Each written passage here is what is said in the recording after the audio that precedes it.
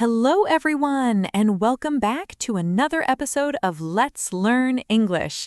I am Jessica, and as always, I am here with my wonderful co-host, Daniel. How are you doing today, Daniel? Hi, Jessica. I am doing great, thank you. I am really excited about today's episode because we're talking about something that is incredibly useful for all of our A1 and A2 learners out there. Yes, absolutely. Today, we are talking about small talk. Now, some of you might be wondering, what exactly is small talk? Daniel, how would you explain it in simple terms? Well, small talk is simply the polite, short conversation we have with people we don't know very well.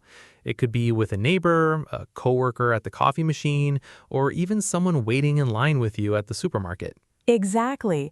It is called small talk because we do not talk about big, deep topics like philosophy or politics. Instead, we talk about simple, everyday things. It's like a friendly bridge that helps us connect with others.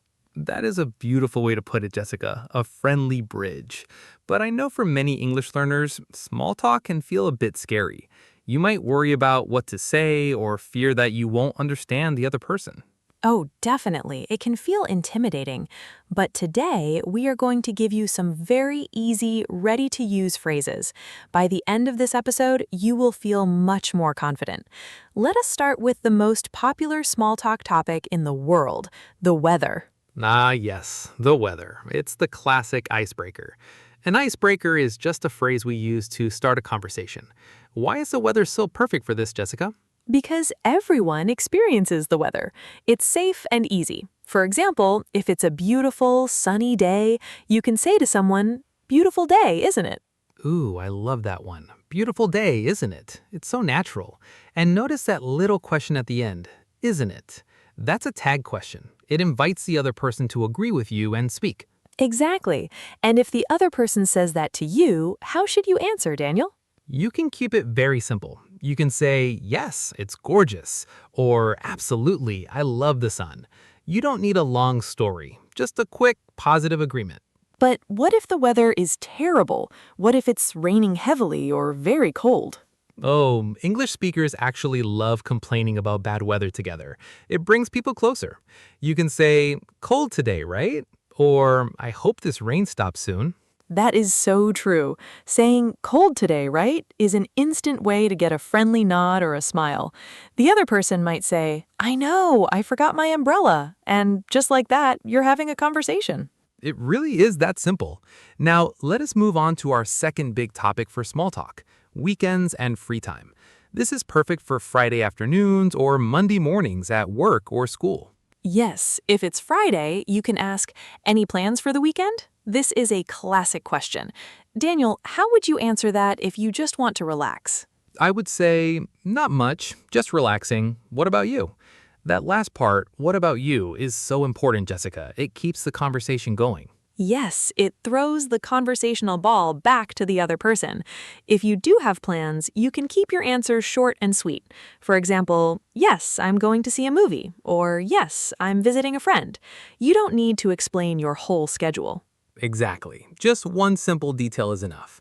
Now, what if it's Monday morning? What do we ask then? On Monday, we ask, how was your weekend? Or, did you do anything fun over the weekend? And the great, simple response to that is, it was really good, thanks.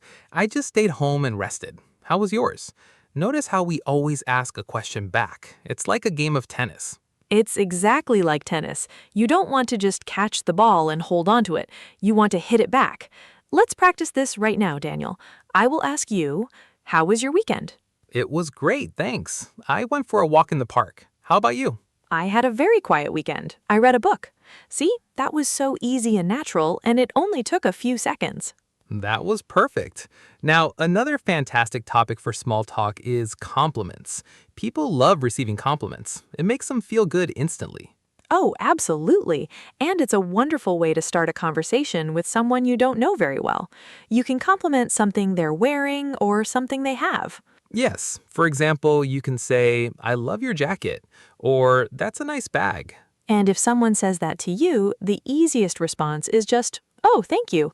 If you want to add a little more, you can say where you got it, like, thank you, I bought it online, or thank you, it was a gift. That's a great tip. Adding just one tiny detail gives the other person a chance to say something else. If you say, I bought it online, they might say, oh, really? I do a lot of shopping online too. Right, it opens a new door for the conversation. Now, let's talk about another very common situation, small talk around food and drinks. This happens a lot in office kitchens or at parties. Yes, food is a universal language. If you're standing near the coffee machine, you can ask if the coffee is good today. Or if you're at a party with a buffet, you can say, the food looks delicious, doesn't it? I love using food as a topic. You can also ask, have you tried the cookies? Or what are you having? It's very friendly and relaxed.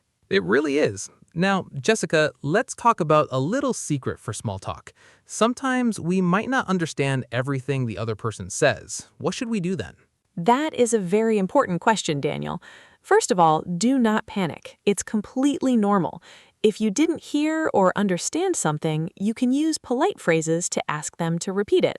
Yes, you can say, sorry, could you repeat that please? Or, sorry, I didn't quite catch that. Those are perfect.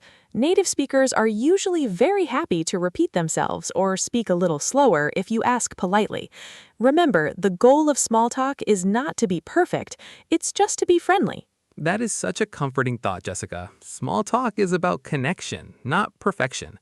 Even if you only say 3 words, you're still making an effort to connect. Exactly. Let's do a quick summary of the main points we discussed today so our listeners can remember them easily. Great idea. First, we talked about the weather. Use simple questions like, beautiful day, isn't it? Or cold today, right? To break the ice. Second, we talked about weekends. Ask, any plans for the weekend on Friday? And how was your weekend on Monday? And don't forget to ask, what about you? To keep the conversation moving.